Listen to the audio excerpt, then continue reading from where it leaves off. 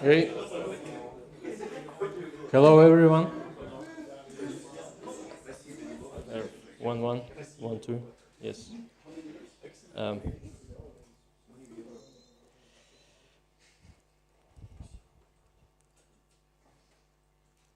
okay. Um, Welcome everyone. I'm going to talk about Azure durable functions, and those of you who already have heard about it, uh, does anyone heard about durable functions? Does anyone use it? Okay, not many people. But Azure functions? Azure functions. Okay, more people. So they are really simple, but and very intuitive. And we will see it in a moment for those who are not familiar with them. However, this simplicity of durable functions can give you an illusion that you understand deeply how it works, and that can lead to some poor performance and also confusion. And today we will actually see how they actually work, and it will save you some time in future if you will deal with them. We already talked about the serverless, what it is. Everyone knows that the serverless doesn't mean that we don't have servers. It's just an abstraction. We just don't deal with them. We don't bother with the servers. We don't update them, keep them running and scaling.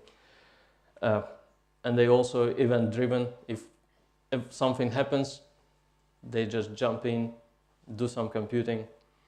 If not resources used, we don't pay. It's very nice. When we talk specifically about Azure functions, there is a set of events that can trigger Azure functions, like HTTP request or time-based event, or something comes from Microsoft Graph. And then our piece of code can react on it, and not only react on it, but also change another part of our system. For example, it can set a push notification or create some record in DB. However, there are still some challenges when you architecture serverless application using Azure functions. For example, if you have one function that does some processing, and we want to fan out these results to other functions, there are no such triggers in Azure that would fire another function with our parameters. What we most likely end up doing is creating another HTTP trigger or put messages into queue, and other functions will react on the message in the queue. But what if we want to gather these results from the function and process them in another function simultaneously, altogether? What can we do with the existing triggers, which are like reduced? How we can achieve this is it's not trivial. The set of available triggers, most likely you end up managing a lot of queues and topics, storages, and writing some boilerplate code like crazy, but you don't like it. Yes, it's like, but luckily we have durable functions. To they could help this. What they do in essence, they simplify orchestration of the functions. Serverless functions. So what it does, it just make sure that all the functions play nicely together in synchronized way, and also workflow can be defined in code.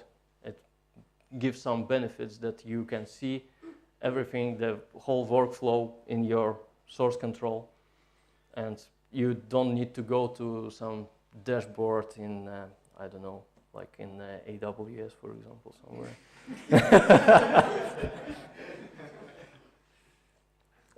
So it's easier to understand what happens.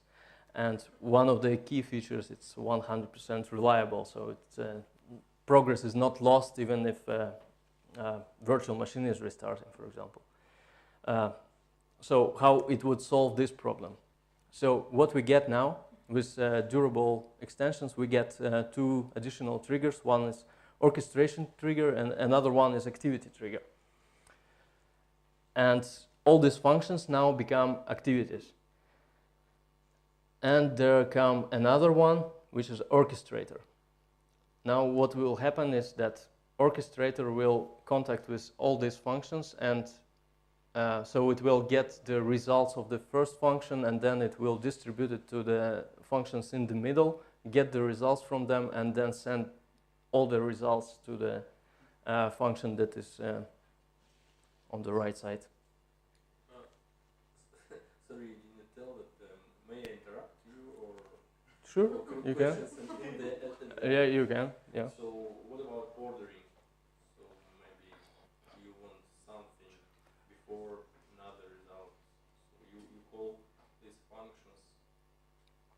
Yeah. So well, the order here we want to call first. The first function is triggered. For example, it can be HTTP request or message in the queue or some other events that are supported.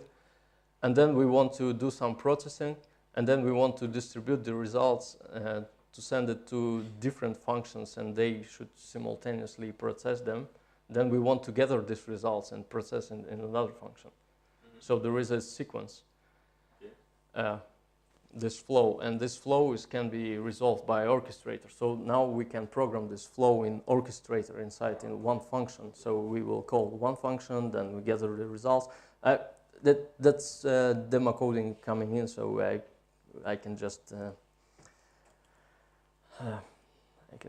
show you. But before we go into coding, I probably should tell you what we go into code.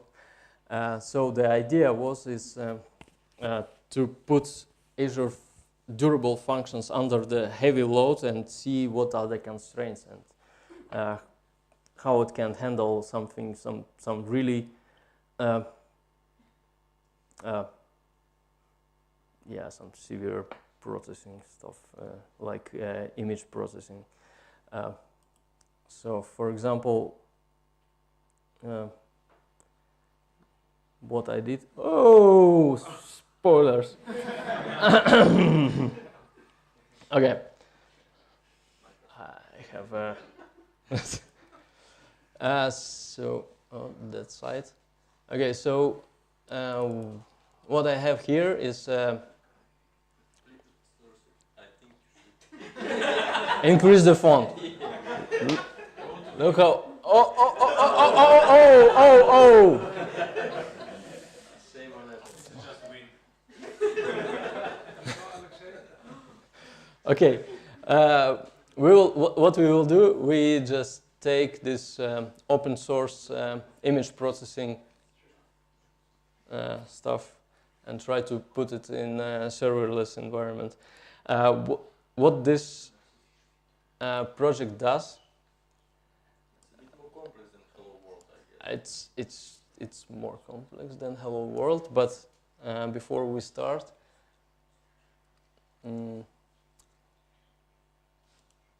what this project does, it has, for example, we have an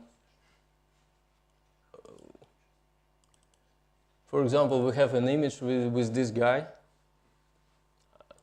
Come here. So when we want to remove them from here, from this picture. So we also have the markup that marks him.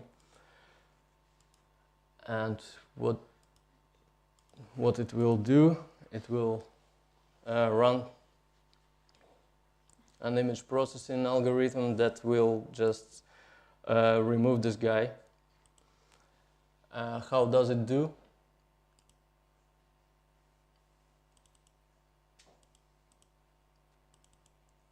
So it processes this image in steps. We don't start processing with the huge original image. It's easier to downscale it a couple of times. And then we get so-called image pyramids. So we have an original image on the bottom, then on top of it there is a double size downscaled image, and etc. And then we can start processing it, applying some filters from the top one. You see that the quality of it, because the resolution is really low, it's downscaled a couple of times, and then it gets sharper and sharper because we go in another level of this image pyramid. Yes, and in the end, eventually it should be just a sharp, good image. Oh. Keep moving the mic. Okay, so what we're going to do with the durable function, we're going to emulate this process, how we would build this image pyramid.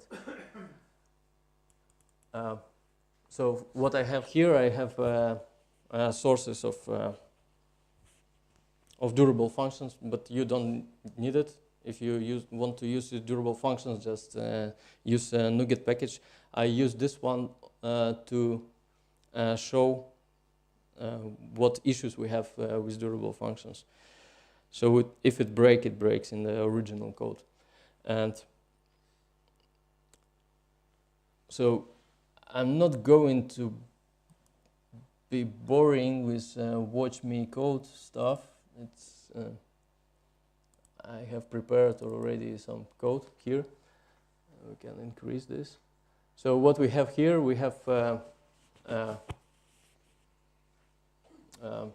HTTP trigger. It gets an get request, and it injects here orchestration client. Later on, we kind of simulate the input. It should be, of course, in the request. In original request, it's just a container name in our blob storage and original image and the markup image. And then we start our orchestration client. It will start the orchestration session. There is a orchestrator function name and the input. And then we immediately return a status response. It's a really handy one because, yeah, I will show you later what does it mean.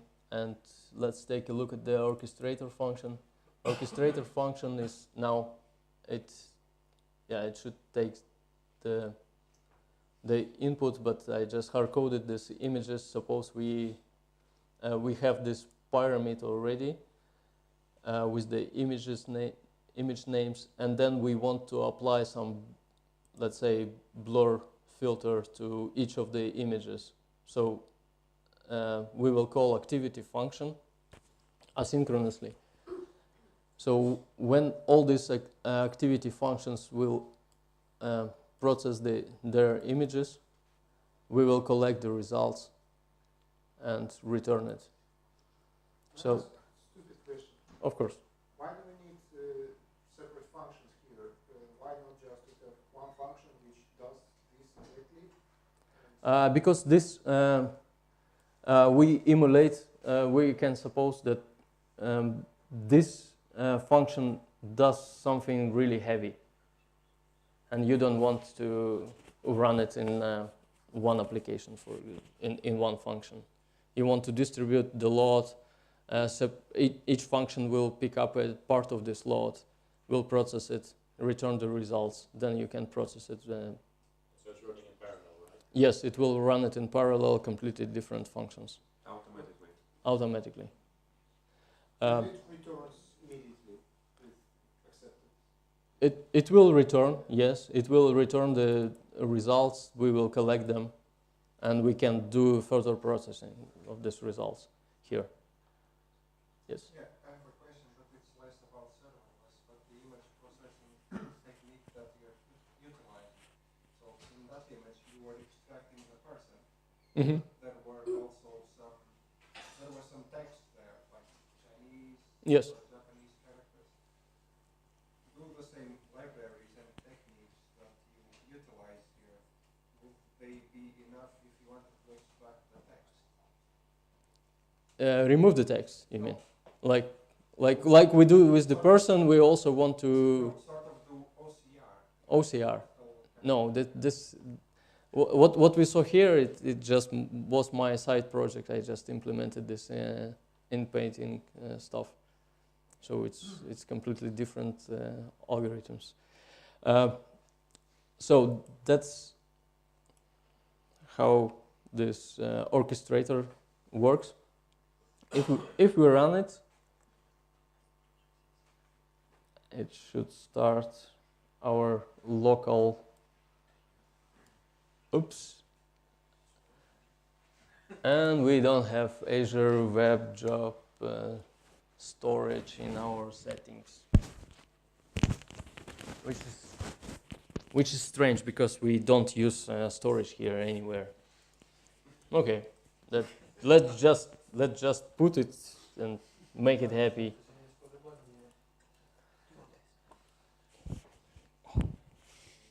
How to use it?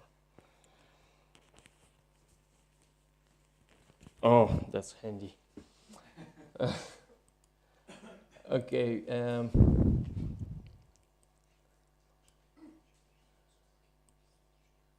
So I have here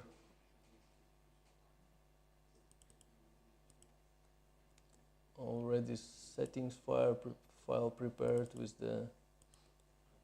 with my storage account in it.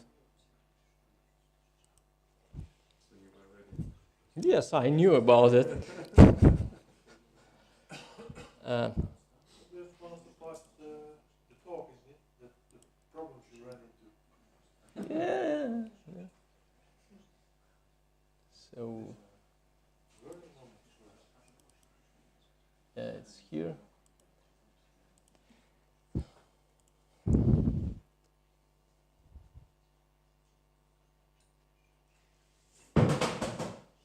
Oop.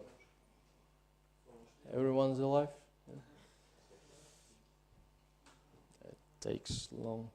Strange. Are you sure it's not using any kind of storage? For example, where does the workflow orchestrator store any state when it's processing the workflow? Oh. Yeah, you're right. Oh. Spoilers.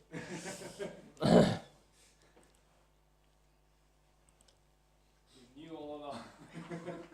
Where is it? Oh no, it's the wrong one.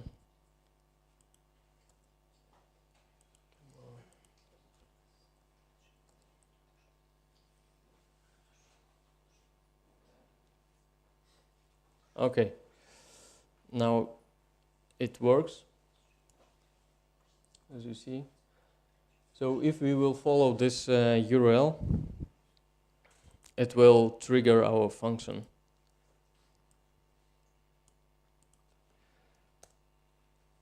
And this is the result of this check status response that it returns. So we already can see the status. We can terminate the process if it's taken too long. So if we check the status, it says that it's completed. We can see what was the input and what is the output. So it's the output that we collected from 3 different functions. They did this processing in and return something. Okay, so that's part of this simple coding that demonstrates how durable functions work. So it's one of the samples that goes by default, and Microsoft usually shows this sample. Then it works exactly. Yeah, that's one of the CEO is reading. And yes, but it feels natural. It feels like usual coding experience. You just write this flow in your code. You call these functions as a different methods of any other class. So, and this simplicity can just, you can extrapolate your previous experiences to these new circumstances and think that, okay, now I know how it works. I just call this activity like this and like that, and then you want to apply this in your project and something. What can go wrong?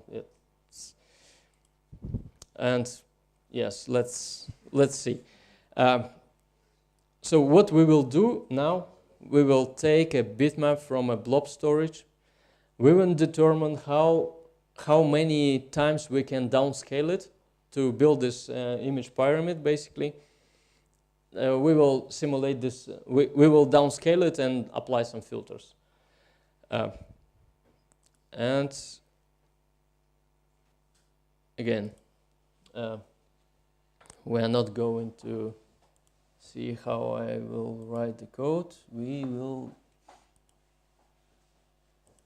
just jump into some of the results. So the HTTP trigger stays as it was. Now what's changed is the orchestrator function. What happens in orchestrator function? Actually now it takes the inputs from the request. Then we load a bitmap from our blob storage.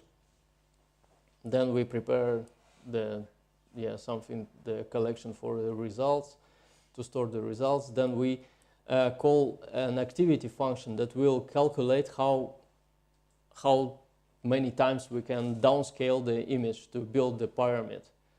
Then there is some methods to determine whether it needs cropping. Sometimes images needs cropping to be downscaled without distortions. And if it's needed, we will call another activity function which will crop the image.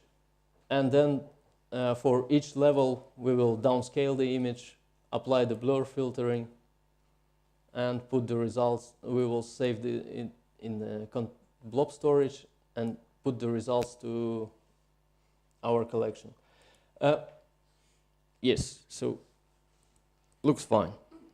Let's run.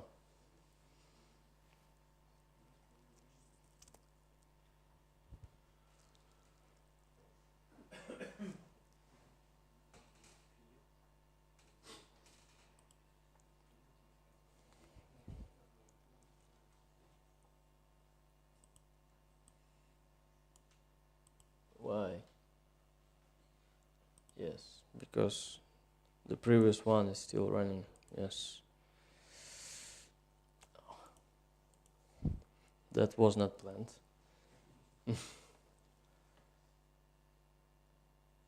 Okay. Now it's running. Let's trigger it.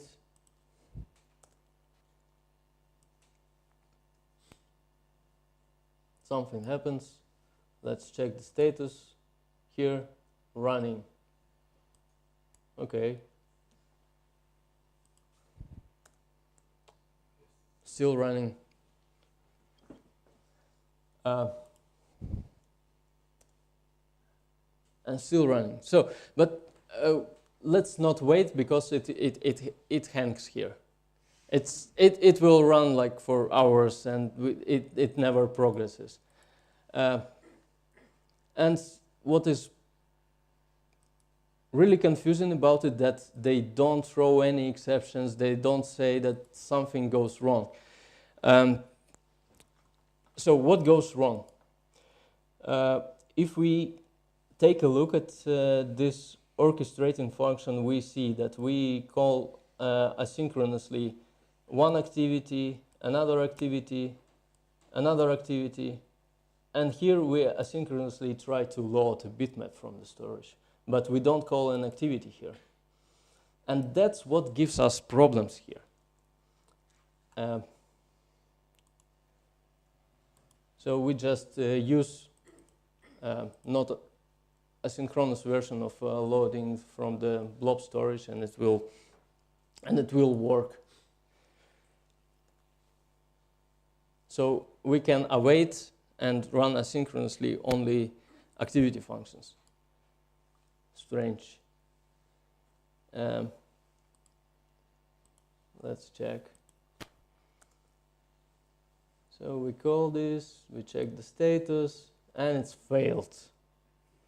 Okay, but at least it doesn't hang. Why it hangs? Okay, it says that, oh, it cannot use the bitmap.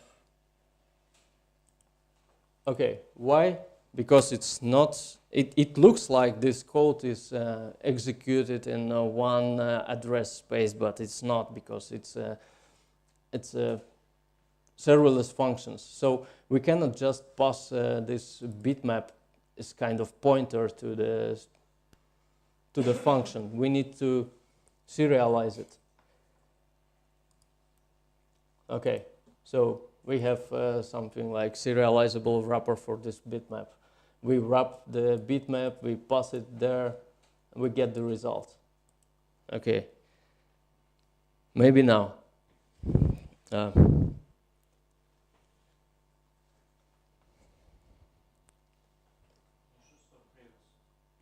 Sorry? Oh, again. Am I on time? Yes, thank you very much. Okay, let's trigger it again.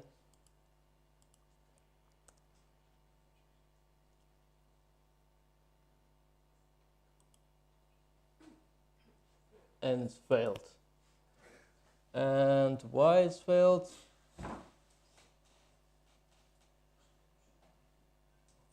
Okay, I know why it's failed. No surprise. Now, though it didn't provide a clear message why it failed, but it failed because of non-deterministic behavior here. Usually, yeah, and maybe in previous versions, or maybe there's something happens still in this branch. What they usually say, like non-deterministic behavior detected and stop working. So orchestrator function requires deterministic behavior, and we don't have deterministic behavior here, looks like. Okay, let's just check what I have here. Okay. I have a lot of questions now, like why it requires the storage account. The serialization is a simple one because it happens on a different process, and we cannot just pass a pointer. We need to encode our stuff, send it there, decode, process. Why it doesn't allow async calls, not clear. Why it complains about non-deterministic behavior. So, to understand this, we need to see how durable functions work under the hood. Suppose we have an orchestrator function. When it comes to execution of an activity function, it sends a message to worker items queue, which is created automatically in your storage account. That's why we need a storage account. And then this orchestrator function, it can be unloaded from the memory, and we stop paying for this. And at the same time, activity function gets triggered by this message in the work items queue. And it does the processing, and then it puts the result to control queue, which wakes up the orchestrator function. Then orchestrator function goes further with the process and put another work item, message to work item queue, and go sleep, activity function processes, control, blah, blah. Yes, clear. But the question is, if our orchestrator function constantly got killed and sometimes it is unloaded from the memory, how does it work? Because it needs to restore the state. Because as you remember, we have in the beginning what we do, we load first the image from the storage, then we run first activity function that calculates how many times we can downscale it, and then it it dies, it sleeps. Then activity functions, it returns the execution back. And then how it knows that we already have the results and goes further.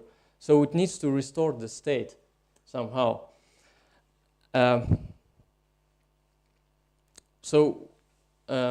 the hood, the orchestrator function uses the event sourcing technique, which is called checkpoint replay. Every time orchestrator function calls an activity, it stays checkpointed into history table under your storage account. When activity function is finished, a history is replayed to rebuild the state of orchestrator function. Since orchestrator and activities may be run on different VMs in some environment that is not 100% reliable, this approach gives guarantees reliability actually. And yes, and however, this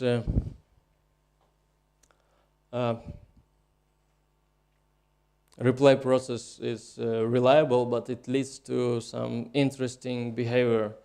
Let me show on some example with these two funny characters, and just I couldn't find something more mature. Let's practice. Let's let them practice in origami and ask them to make a plan in a Azure durable functions way. So let's say that one of them is orchestrator and another one is activity.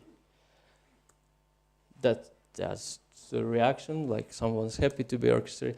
And okay, we have this kind of a program. This is orchestrator going to execute this, and all the folding operation going to execute activity. So what happens?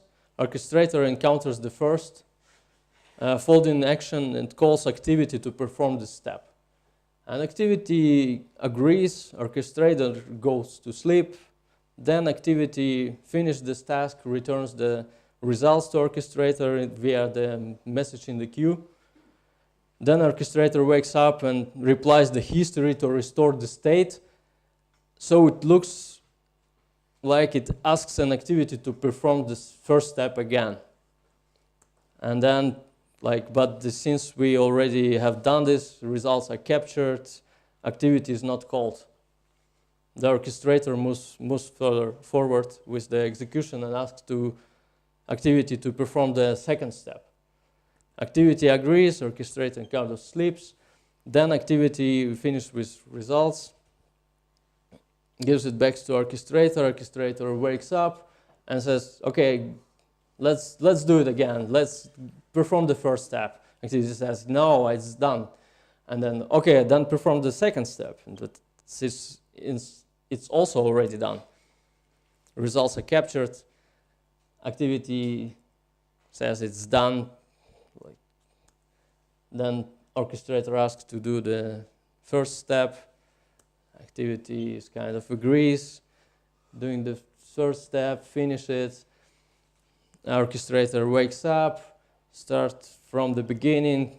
Let's build the first step. That is done, and it can go just like continuously. It's like the house that Jack built, and realizing the fact that the state is always replied in this way, is very important to avoid some stupid performance issues. If you wonder how it affects performance, let me convert this example into, like, with this 6 chained fault actions into code. So we could have this kind of activities called 6 times with fault. So what do you think? How many times this method will be called? Any idea? Not actually the execution will happen, but how many times we will this exactly that's the arithmetic progression. So it's like 21 times for only loop with the 6 iterations. So this is the plot that shows how this increases, and this is fine when we have this kind of code, but it becomes the performance started to suck when we see this kind of code. So we do something heavy and then we call the activity. So it means that activity actually will be called exactly the 6 times, but this heavy operation will be called 21 times. And that's why we should perform every heavy processing inside the activity functions.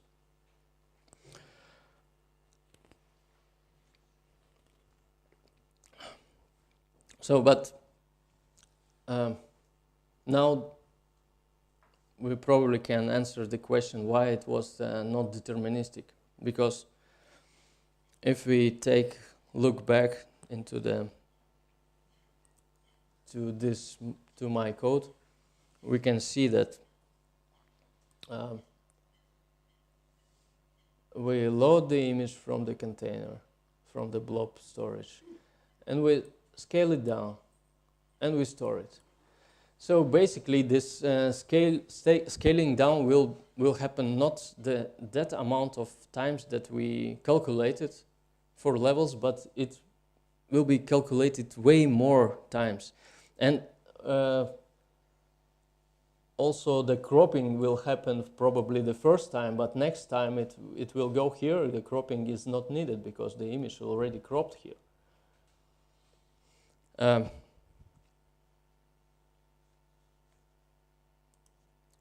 Yeah, so there are some constraints to use the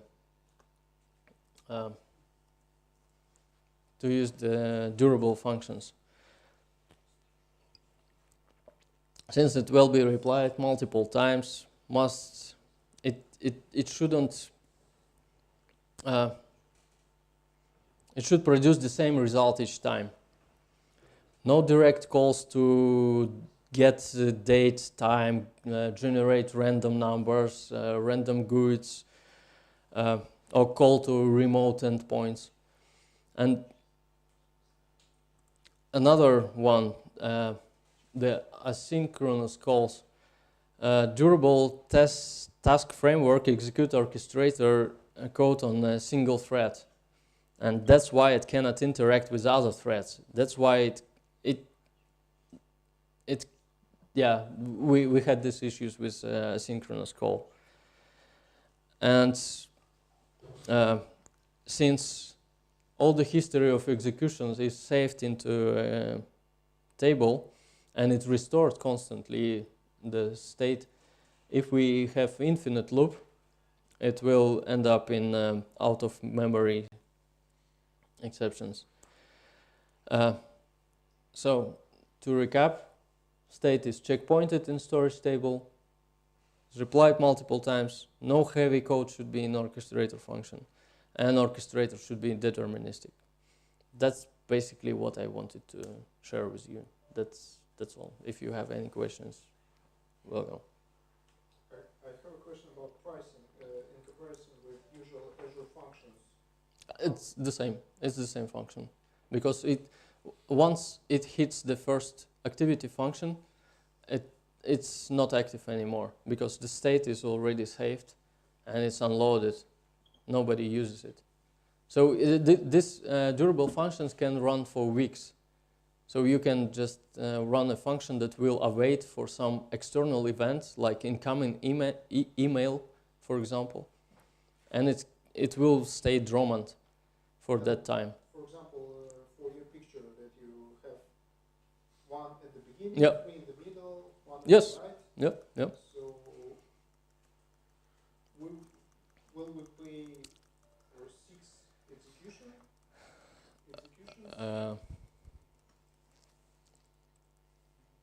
For this one. Yes.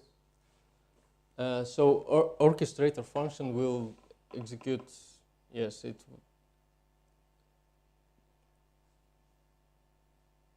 will be like short executions, because it will just restore the state, hit next activity function, trigger it, and goes.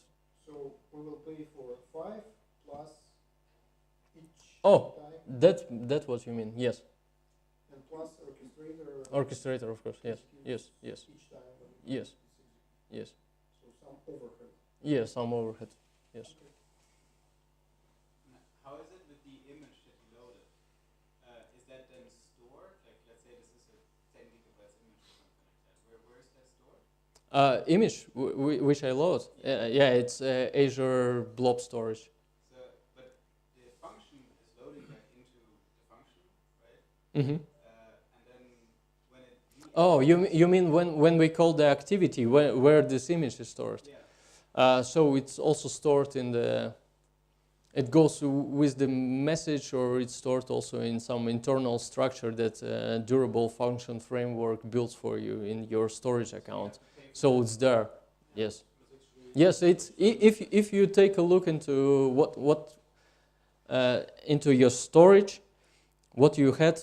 Suppose it was clean and nice, and then you start using durable functions, and you see some crap appearing. You, so you have to do it. Azure doesn't do it for you. But the thing is, like in this orchestrator function, you shouldn't do any I/O operations at all, because you can end up with this, like you'll hit the limits of this, like you're saying, like 10 gigabytes file adopted. Yep. Underlying storage will support that. Yep. You'll have another performance issues. Mm-hmm. So basically, in that case, we'll just rather like offload this load of image into another activity functions and store pointer somewhere. Mm-hmm. So it will be deterministic, right? Yes, it's in the end how it should be done properly, because this was just to show the all possible. I'm just answering the question. CVs. Yeah. I have a question about external storage. Mm. You said that when you crop image, Mm-hmm. when state will be restored, it Mhm. won't be will be the same state because image wouldn't be cropped again. I understand correctly. Yes. Yes. So if we Yeah, we if can. this, state will be restored in nature, it can be different state.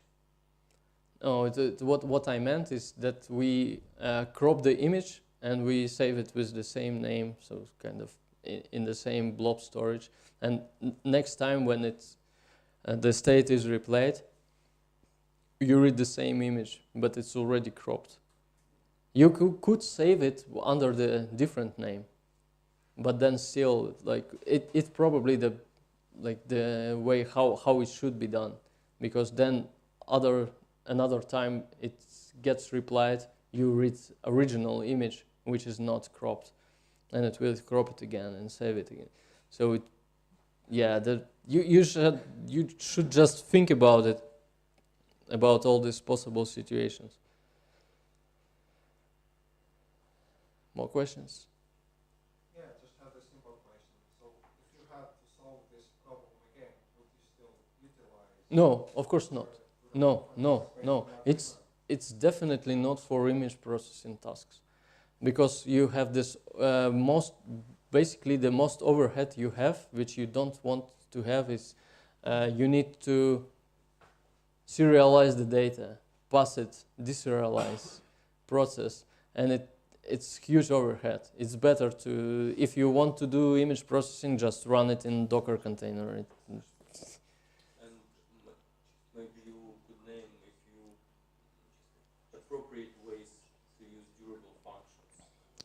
Yeah, there are many nice use cases for like business needs, like when you need to react to some external events, or to when you have some difficult complicated pipelines. When this happened, then I want this happen. It's basically the same what you have in AWS with step functions. But with step functions, you have each function separately with a code, and then to see the whole workflow, you go somewhere to some dashboard, look at it. But yeah, in Azure, they solve it differently. You have everything together in one solution, like just in the code. You don't. If you go to Azure portal, you don't see how does it work. This is process knowledge. Yeah. Yes. That's the proper use case. Yeah.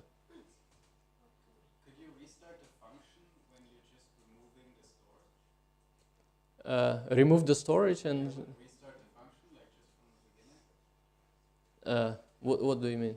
Like if you have this run, maybe like you're on image function, and then all of a sudden you remove the storage, then it would start from the beginning again, I guess. If you remove all this data where the state was stored, of course, yes, it will. And the same, if your process was broken somewhere in between, then next time you run it, or in debug mode, for example, it will still try to restore the state. But you sometimes you need to go to the storage and clean the history table. And if you don't clean the history table and play with the same process all the time, it gets so huge that at some point you see that something happens with my performance. It's like, I even asked on Twitter this. I wrote something like the Azure's durable function sucks because the performance is unpredictable, and they immediately jumped in and started to answer how to do it and blah blah blah. It's a really nice way to approach them. Yes.